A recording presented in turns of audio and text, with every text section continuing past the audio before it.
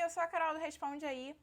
Hoje eu vim aqui bater um super papo com vocês nesse aulão sobre teste de hipóteses e teste de aderência, para a gente tirar todas as nossas dúvidas aí na véspera da sua prova, ok? Então vamos dar uma olhada nesse raio-x primeiro, para a gente ver tudo que vai ser abordado aqui. Esse aulão vai ter dois módulos. No primeiro, a gente vai falar sobre testes de hipóteses, que a gente vai aprender quando que a gente pode tomar uma hipótese como falsa ou verdadeira. E no segundo módulo, a gente vai falar sobre os testes Q quadrado, que é como se fosse também um teste de hipótese, mas que vai funcionar um pouquinho diferente, ok? Então vamos lá para o nosso primeiro exemplo. A resistência à tração do aço inoxidável produzido em uma usina permanecia estável com uma resistência média de 72 kg por milímetros quadrados e um desvio padrão de 2 kg por milímetros quadrados. Recentemente, a máquina foi ajustada. A fim de determinar o efeito do ajuste, 10 amostras foram testadas. Os resultados foram os seguintes, aí a gente tem essas medidas aqui. Presuma que não houve mudança no desvio padrão. Podemos concluir que o ajuste mudou a resistência média à tração do aço? Use alfa igual a 5%. Bom, então repara comigo como é que é esse tipo de enunciado aqui de teste de hipótese. A gente está falando sempre sobre algum parâmetro populacional. Aqui no nosso caso, quem é? Repara que ele está perguntando se mudou a resistência média. Então, nosso parâmetro vai ser a média amostral, ok? E aí, ele sempre vai dar um valor aqui inicial para a gente, para esse parâmetro, que nesse caso foi esse 72 aqui. E no final ele vai perguntar alguma coisa sobre esse valor. Aqui ele está perguntando se a gente pode concluir se esse valor mudou, ok? E também sempre vai ser dado um alfa pra gente, que a gente chama de nível de significância. Talvez você já tenha visto ele lá em intervalo de confiança, ok? Então, agora que a gente já mais ou menos se encontrou aqui nesse enunciado, vamos ver como é que resolve isso realmente. Olha lá. Primeira coisa, mais importante sempre, é a gente reconhecer quem é o parâmetro do teste. Todo teste de hipótese vai estar pedindo para a gente testar valores de um parâmetro populacional. Aqui no nosso caso, a gente viu que é a média populacional, então é o nosso mizinho, ok? Depois que a gente identifica o parâmetro, a gente tem que elaborar as nossas hipóteses. E elas sempre vão ser duas. A primeira, a gente vai denotar sempre por um H0 assim, e ela é chamada de hipótese nula, ok? E a segunda, a gente sempre vai denotar desse jeito, H1, e ela é chamada de hipótese alternativa. E como é que a gente vai fazer essas hipóteses? Como é que a gente escreve o que está dentro de cada hipótese? Lembra que eu falei que a gente vai estar testando valores para esse parâmetro aqui, populacional? Então, as hipóteses elas sempre vão ter que ter esse cara aqui dentro delas. Mas aí, como é que vai funcionar? Que valor que eu estou querendo testar? A hipótese nula, gente, para facilitar a nossa vida, eu recomendo a gente sempre igualar o parâmetro ao valor que foi dado inicialmente no problema. Então, lembra que ele falou que a resistência média era de 72 kg por milímetros quadrados. Então, esse é o valor que até então era verdadeiro para essa média, certo? Então, é sempre esse cara que vai entrar aqui. A gente vai falar, então, que a hipótese nula é da média valer 72 kg por milímetros quadrados, ok? Ok, entendi. Aqui, gente, tenta não pensar muito, sempre igualar o parâmetro do teste ao valor inicial dele, ok? Agora que o negócio fica bem importante. Como que a gente escreve essa hipótese alternativa é crucial para a gente acertar a questão. Repara, a hipótese alternativa a gente sempre tem que testar o que a questão está pedindo para gente. Aquela última pergunta que ela faz. Ele pergunta, podemos concluir que o ajuste mudou a resistência? Então ele quer saber se esse valor aqui mudou. Ele simplesmente quer saber se a média tem um valor diferente do 72. Então é justamente isso que a gente tem que escrever aqui. Ué, Carol, mas como é que você sabe que é diferente? Gente, esse diferente, ele vai ser um dos 3 sinais que sempre vão aparecer aqui, ó. Se liga aqui. A gente vai ter 3 tipos de testes de hipóteses diferentes, com esses 3 nomes aqui, e quem vai definir quem é o teste de hipótese é sempre o sinal que está dentro da hipótese alternativa. Então aqui, ó, tem um sinal diferente, certo? Então a gente vai estar num teste de hipóteses que a gente chama de bilateral. A gente poderia ter um sinal de menor que, e aí seria um unilateral inferior. Ou então um de maior que aí seria um unilateral superior, ok? Então, esse cara aqui, gente, na hora que a gente escreve essa hipótese, a gente vai estar determinando uma boa parte do resto da questão. Então, é muito importante ter atenção no que está sendo pedido. Nessa questão, a gente só quer saber se esse valor é diferente. Então, é o diferente aqui, mas às vezes a gente vai querer saber se ele diminuiu ou querer saber se ele aumentou, e aí nesses casos a gente vai acabar usando esses sinais. A gente vai ver isso nos próximos exemplos, fica tranquilo, ok? Então, a gente já sabe que a gente está num teste bilateral. Então, agora que a gente já tem as hipóteses bonitinhas, a gente pode partir para o cálculo da estatística de teste. Gente, a estatística de teste, ela vai depender das informações que foram dadas para a gente nessa questão. Aqui a gente está fazendo um teste para uma média populacional e a gente conhece o valor do desvio padrão populacional também, ele foi dado.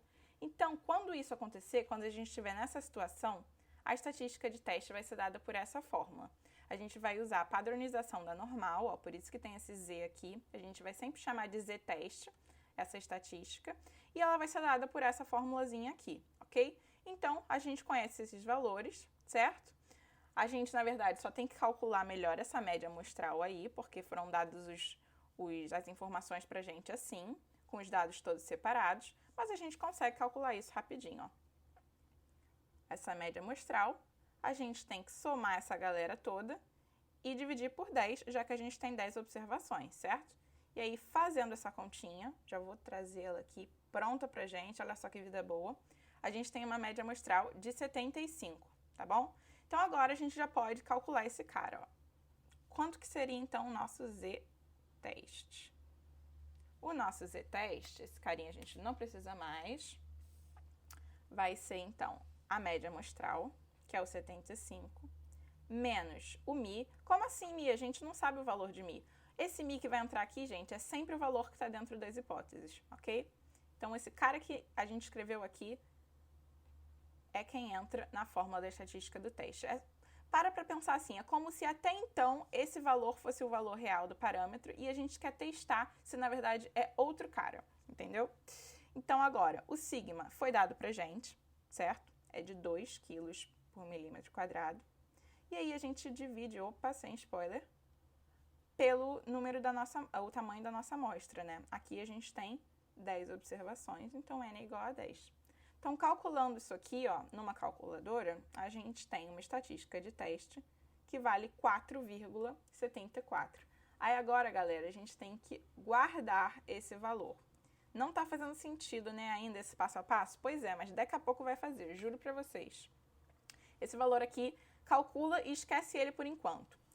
Agora, a gente tem que calcular os pontos críticos. Que negócio é esse de ponto crítico? Galera, os pontos críticos vão estar diretamente ligados com o tipo de teste que a gente está. A gente está num teste bilateral. O que isso significa? Isso significa que os nossos pontos críticos, quando a gente estiver fazendo um teste assim, em Z, né, que nem esse aqui, que é o teste da padronização da normal, vão ser dados por essas fórmulas. Então, aqui no teste bilateral, a gente tem, na verdade, 2 pontos críticos, né, um negativo disso e um positivo disso. No unilateral inferior, a gente tem só um ponto negativo e no unilateral superior, a gente tem só um ponto positivo. Mas como assim ponto crítico? Ponto crítico do quê? Calma lá, pera lá que você está muito ansioso. Vamos calcular os nossos pontos críticos aqui para esse caso primeiro. A gente viu que para o caso do teste bilateral, eles são dados por isso aqui, né? Já escrevi eles aqui, um negativo e um positivo. E foi dado pra gente esse nível de confiança alfa no enunciado, certo? Ele vale 5%. Então, isso daqui, ó, é menos mais Z de 1 menos 0,05, que é o 5%, sobre 2. Isso daqui também pode ser chamado de famoso 0,975, ok? E agora, ó, a gente já pode procurar o valor desse Zzinho aqui na tabela da normal, certo? Lá no meio da tabela, no corpo da tabela, a gente tem que procurar essa probabilidade. E aí a gente procura quem está na primeira coluna e quem está na primeira linha para formar esse Z. E aí a gente vê que os nossos pontos críticos aqui é o menos 1,96 e o mais 1,96. Tá bom, agora que você calculou esses pontos críticos, me explica o que é isso. Gente, os pontos críticos, eles vão ser muito importantes na hora da gente decidir aqui qual hipótese que está certa, na hora da gente tomar nossa decisão. Olha só, a gente está num teste que a gente está padronizando pela normal, certo? Então, a gente vai usar a curva da normal para tomar uma decisão, sempre, ok? Curvinha da normal gaussiana. E agora, onde que esses pontos críticos entram? Toda vez que a gente tiver um teste bilateral, a gente vai ter duas regiões aqui nessa curva que vão ser muito importantes para a gente. Bilateral justamente porque elas vão estar nas duas laterais dessa curva. Então, ó, a gente vai ter uma região aqui e uma aqui. Vou pintar elas de vermelho, ó. Essas duas regiõezinhas vão ser muito importantes. E esses pontos críticos, eles são justamente essas divisões aqui, ó, o momento que a gente passa dessa região branca para essa região vermelha. Então, aqui, como é uma normal padrão, né, o zero está aqui no meio, então o negativo vai estar para cá, o menos 1,96, e o positivo vai estar para cá, 1,96. E, galera, deixa eu puxar um pouquinho aqui que vocês não estão vendo, né, pronto.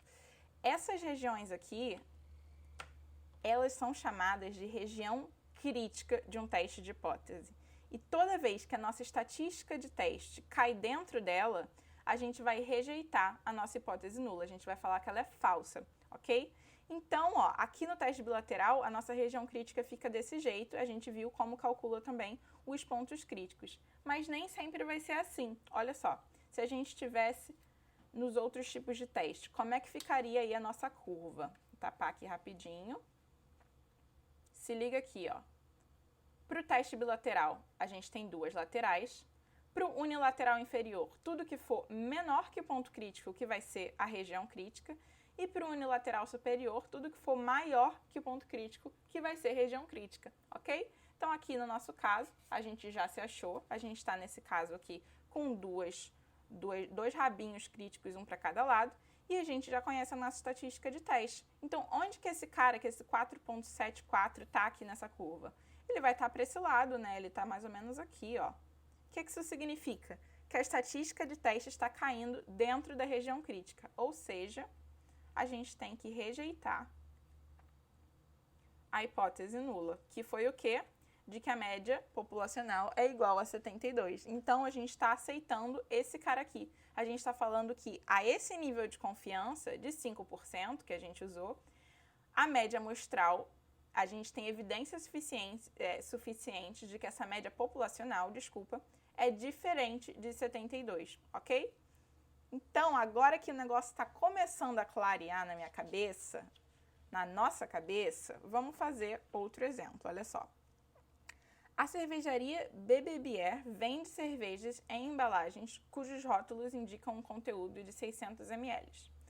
O INPM seleciona aleatoriamente 25 garrafas de cervejas produzidas pela companhia, mede seu conteúdo e obtém uma média amostral X-barra de 596,25 ml, com desvio padrão S de 14,06 ml. Com o nível de significância alfa igual a 1%, teste a hipótese de que o conteúdo seja menor do que o informado pela cervejaria. Então, galera, vamos começar a nossa rotina aqui de teste de hipótese, ó, que agora eu trouxe ela até organizadinha pra gente. Primeira coisa é a gente reconhecer quem é o nosso parâmetro. De novo, aqui a gente está falando de uma média, certo? Ó, a gente está aqui obtendo uma média amostral e a gente quer saber, ó, se essa companhia realmente está produzindo um valor menor do que o informado, ok? Esse conteúdo médio é menor ou não do que esse cara aqui, ok? Então, identificamos o parâmetro. Depois, a gente tem que construir as nossas hipóteses. Vamos, então, escrevê-las aqui, ó. A gente viu que sempre tem uma nula e sempre tem uma alternativa. Na nula, sem muito mistério, a gente sempre vai pegar o nosso parâmetro de interesse e igualar o valor aqui dado no início da questão, ao valor que a priori é verdadeiro. Então, é o 600 ml. E na hipótese alternativa, a gente tem que escrever o que o teste quer que a gente faça. Ó. Aqui, ó, teste a hipótese de que o conteúdo seja menor do que o informado. Então, a gente quer saber se a média amostral é menor do que 600, ok? Então, a gente já consegue identificar aqui qual tipo de teste que a gente está. é o unilateral inferior, ok? Que tem o sinalzinho de menor que dentro da hipótese alternativa. Então, agora que a gente já tem esses dois passos, a gente pode calcular a nossa estatística de teste. E agora, vocês vão me falar, a estatística de teste eu já sei, Carol, é só pegar lá aquele z-teste. Não, não, não. Olha aqui, vou até trazer eles de volta para a gente ver. Se liga quem está aqui dentro dessa fórmula. Tem um sigma aqui, é o desvio padrão populacional. Mas repara comigo, a gente não conhece o valor dele. A gente tem um desvio padrão amostral aqui. Isso significa que a nossa estatística de teste não pode mais ser a z de teste. E a gente vai usar, ao invés dela, a t de teste. Agora, então, nossa padronização é pela t de student, não mais pela normal. Por quê? Porque aqui agora, ó, a gente pode usar o desvio padrão amostral direto na fórmula, tá bom? Se a gente estivesse num caso que a gente tem uma amostra muito, muito grande, tipo um número aqui maior do que 30, por exemplo, a gente até poderia usar a padronização da normal com o desvio padrão amostral no lugar do populacional. Mas aqui as coisas, se a gente fizesse isso, a gente poderia achar um resultado bem diferente. Então, a gente vai usar realmente a t de student. Vamos calcular, então, quanto que seria a nossa estatística de teste para esse tipo aqui de teste. A nossa média amostral foi dada, então a gente tem aqui um 596,25, certo? A nossa média populacional é o valor que entra aqui dentro, então, menos 600. O nosso desvio padrão amostral é 14,06 e a gente divide pela raiz do número de elementos da amostra, que é o 25. E isso dá pra gente um t-teste de menos 1,33, ok? Então, agora que a gente já tem o valor do nosso t-teste, o que a gente pode fazer? Vamos voltar para o nosso passo a passo. A gente pode calcular os pontos críticos, certo? Aí agora vocês vão me falar, pô, Carol, se a estatística de teste mudou e agora ela é dada pela t de student, os pontos críticos também vão mudar. É verdade, olha só. Agora a gente tem pontos críticos ligados ao t-teste. Antes a gente tinha esses caras aqui, ó. E agora a gente tem esses caras aqui. Então, repara que é basicamente a mesma coisa, só que t de student, ó.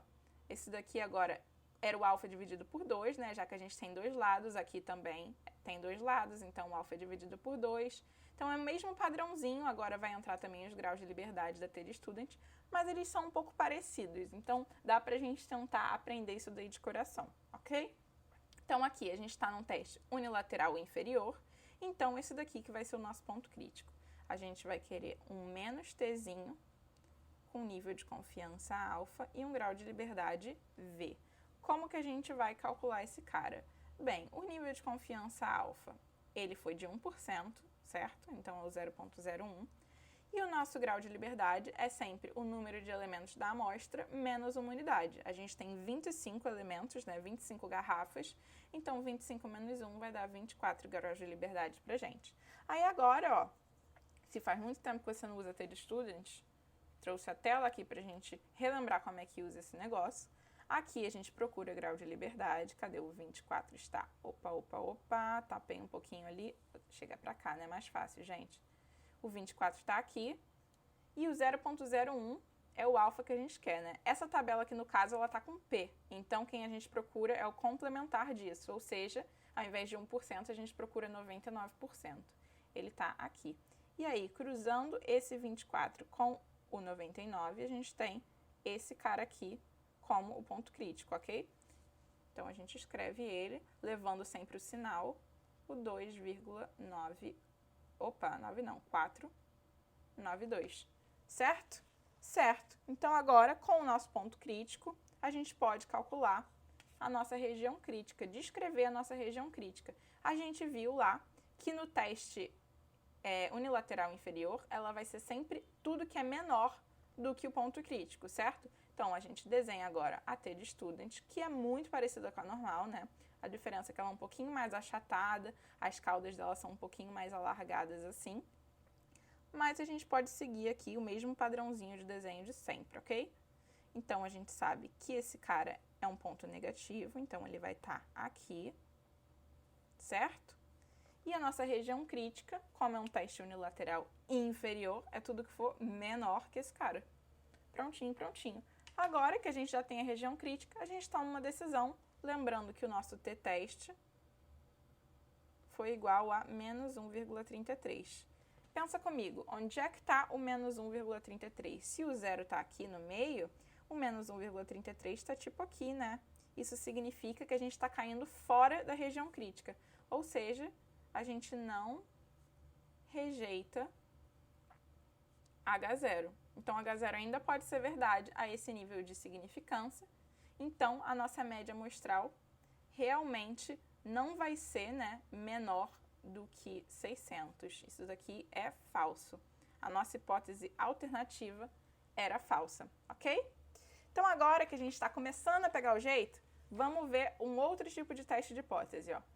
Uma emissora de TV afirma que 60% dos televisores estavam ligados no seu programa especial da última segunda-feira. Uma rede competidora deseja contestar essa informação. Para isso, ela faz uma pesquisa com 200 famílias e contabiliza que 104 delas estavam assistindo ao programa. Calcule o p-valor e tome uma decisão. Use alfa igual a 5%. Ué, cadê? Não está falando nada de hipótese. Gente, p-valor é um tipo de teste de hipótese também. É um teste de hipótese que a gente vai ter uma rotina um pouquinho de nada diferente. Só o finalzinho que muda, mas o início é bem parecido. Então, vamos começar fazendo o que a gente já sabe. A gente primeiro tem que reconhecer quem é o parâmetro de interesse aqui, ó. A gente está lidando com uma proporção, certo? Ó, 60% dos televisores. Então, o nosso parâmetro aqui é a nossa proporção populacional P. É sempre o parâmetro populacional, tá? Então, agora que a gente já sabe quem é o parâmetro, a gente pode escrever as nossas hipóteses. Vamos lá. Hipótese nula e hipótese alternativa. Na hipótese nula, a gente sempre pega o parâmetro de interesse e iguala ele aqui ao valor que até então é verdadeiro. Então, a gente pega esse cara e iguala 60%, que conhecido também por 0,6, certo? E agora, na hipótese alternativa, a gente tem que fazer o que está sendo pedido. A gente aqui, ó, a gente é tipo a rede competidora, a gente deseja contestar essa informação. Então, a gente acha que esse cara aqui, ele não conseguiu tudo isso de telespectador. E a gente quer provar que, na verdade, menos pessoas assistiram esse programa, ok? Então, a gente quer, ó, provar que essa proporção, na verdade, é menor do que 60%. Então, agora que a gente já escreveu as nossas hipóteses, a gente pode partir para o próximo passo, que é o quê?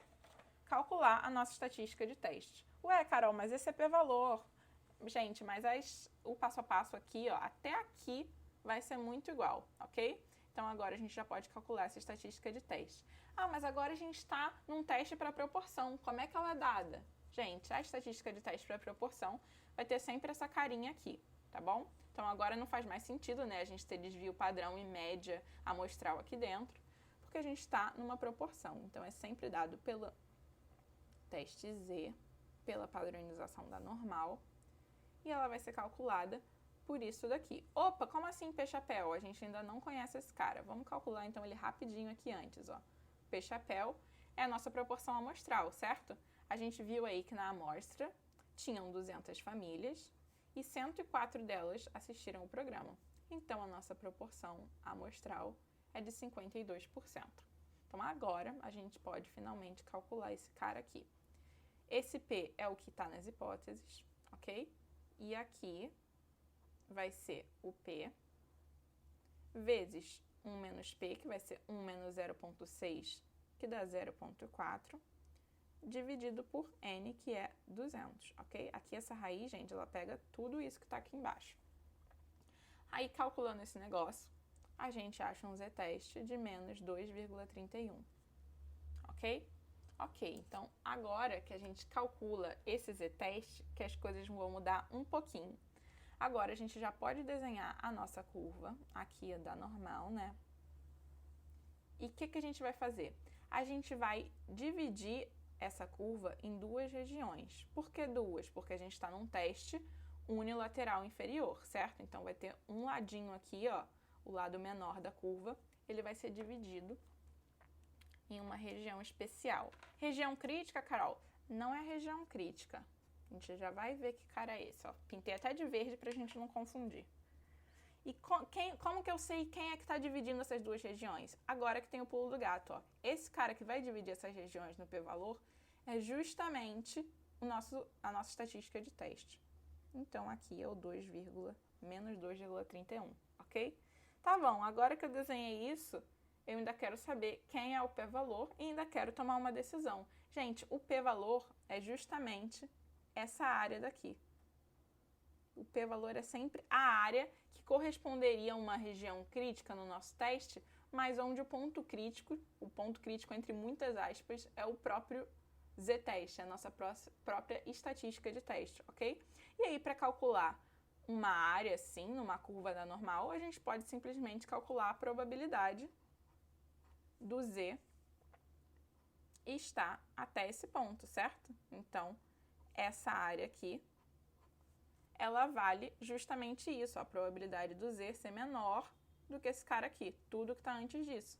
Então, essa probabilidade vai ser o nosso p-valor, ok? Para calcular isso daqui, a gente pode, de boaça, né? A gente pode simplesmente pegar esse cara na tabela, já está bonitinho aqui.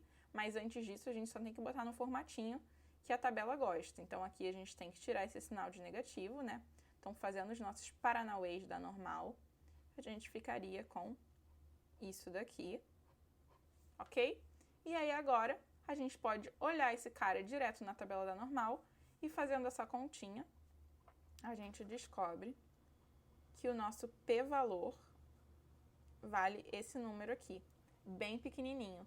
E é bom que o p-valor seja realmente pequeno. Por quê? O que é o p-valor, afinal? Gente, o p-valor ele é uma probabilidade, vocês estão vendo aqui, e ele mede o quanto de evidência a gente tem contra a hipótese nula. Então, quanto menor for o nosso p-valor, mais evidência a gente tem contra a hipótese nula. Mais correto, assim, é o nosso teste. A gente mais pode provar que ele realmente está fazendo uma decisão certa, tá bom? Tá, mas agora que a gente tem o p-valor, o que a gente faz com ele para decidir o resultado do nosso teste? A gente tem que comparar ele. Comparar, como a gente sempre faz de certa forma, né? A gente compara com os valores dos pontos críticos e tudo mais. Mas aqui a gente tem que comparar com o nosso alfa, o nosso nível de significância, que no nosso caso é de 5%. Toda vez que o p-valor for menor ou igual ao alfa, a gente vai rejeitar a nossa hipótese nula, ok? E o contrário, a gente não rejeita a hipótese nula. Então, vamos pensar que no nosso caso, esse cara é bem menor que esse, certo? Então, a gente cai nesse caso aqui, ó. A gente vai rejeitar a nossa hipótese nula, o que significa que a gente não acredita lá no que aquela emissora falou que 60% dos televisores assiste o programa dela. A gente acredita que essa proporção, na verdade, é menor do que 60%. Show de bola? Galera, para o primeiro módulo foi isso aqui. Vejo vocês no próximo módulo, mas antes disso, eu quero que vocês façam muito exercício de teste de hipótese, que aqui foi só para a gente ter uma visão geral de como funciona e agora a gente tem que aplicar esse conhecimento, ok? Vejo vocês daqui a pouco.